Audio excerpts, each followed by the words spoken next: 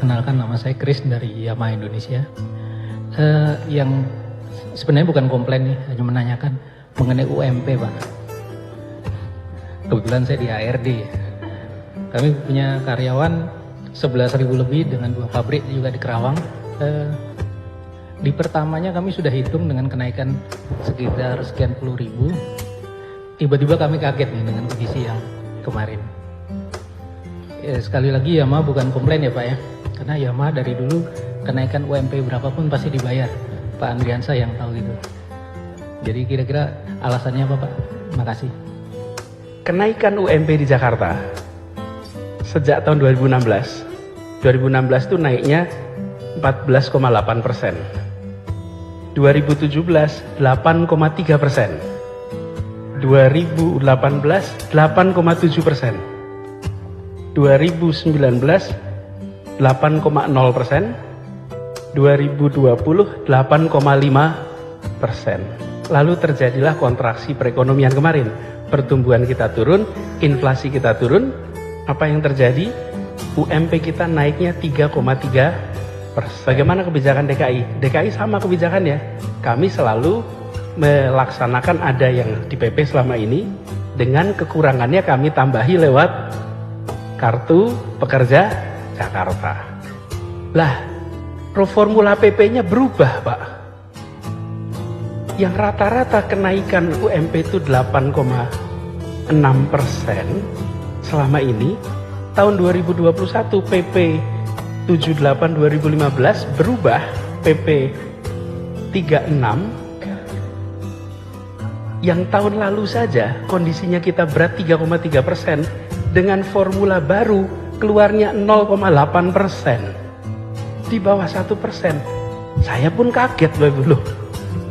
Bagaimana mungkin di Jakarta yang biasanya kenaikannya 8%, lalu kondisi sulit naik 33 dan buruh pun menerima. Karena pada waktu itu kondisinya memang sulit, 3,3. Hari ini kondisinya lebih baik, perekonomiannya, pertumbuhan meningkat, justru UMP-nya malah turun dari rata-rata 8% menjadi 0,8. Sekarang Bapak Ibu copot baju kita, pakai akal sehat. Kira-kira kalau kita dalam posisi itu normal tidak Bapak Ibu? Di Jakarta kenaikan 0,8. Kalau kenaikan 0,8 sudah hampir pasti problem akan muncul. Kita 1,5 tahun ini mencoba menyelamatkan stabilitas sosial di Jakarta. Tadi saya ceritakan tuh, supaya Jakarta anteng, tenang, semua orang cukup. Lah kok sekarang kenaikan UMP-nya di bawah inflasi? That doesn't make sense.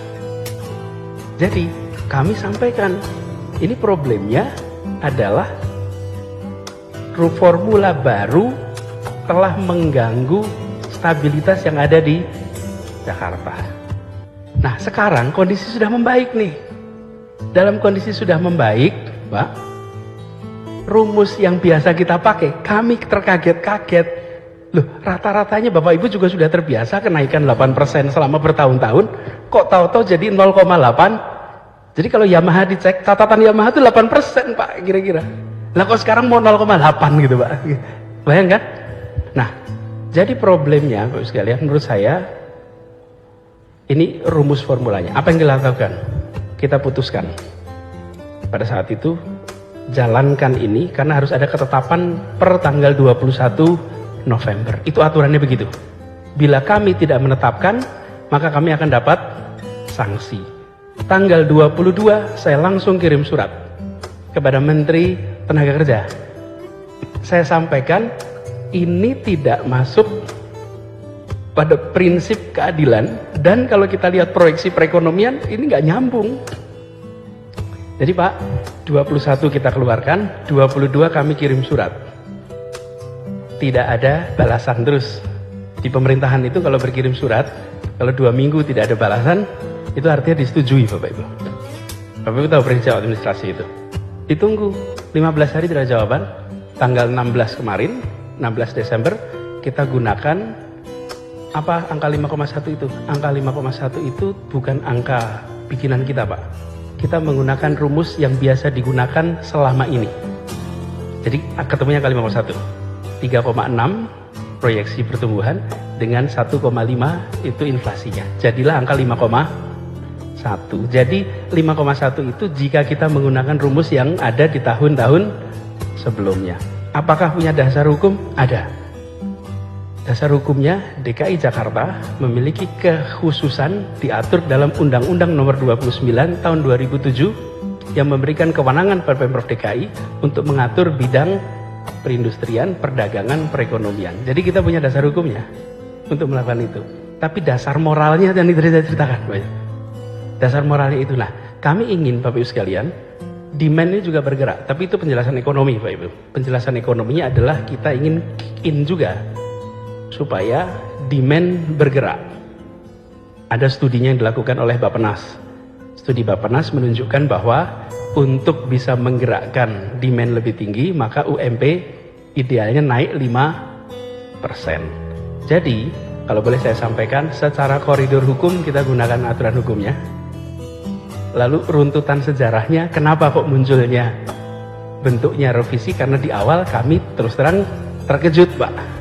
Rumus barunya kok jadi seperti ini. Nah, kalau saya ajak Bapak Ibu sekalian melihat ini sebagai anak bangsa, nih merasakan, kira-kira muncul rasa ketidakadilan tidak? Pasti muncul. Saya itu sering merasa, sudahlah kita ini jangan sering-sering pakai divisi, dividing, Pak. Pengusaha, buruh, kita ini dulunya sama kok. Dan kita di ruangan dia dulunya buruh kok. Gitu. Dulunya juga mulainya dari bawah kok. Gitu. Cuman kita ini kalau udah sampai atas suka lupa di bawah, Pak. Gitu. Betul itu. Dan saya pun sering alami, Pak. Coba kalau Pak foto-foto, ini pengalaman pribadi, Pak. Foto-foto tuh, ayo Pak ikut foto-foto. Itu setelah selesai foto, nanti nggak lama ada yang bilang, udah Pak ini capek, Pak ini capek. Yang bilang capek siapa? Yang udah foto, Pak.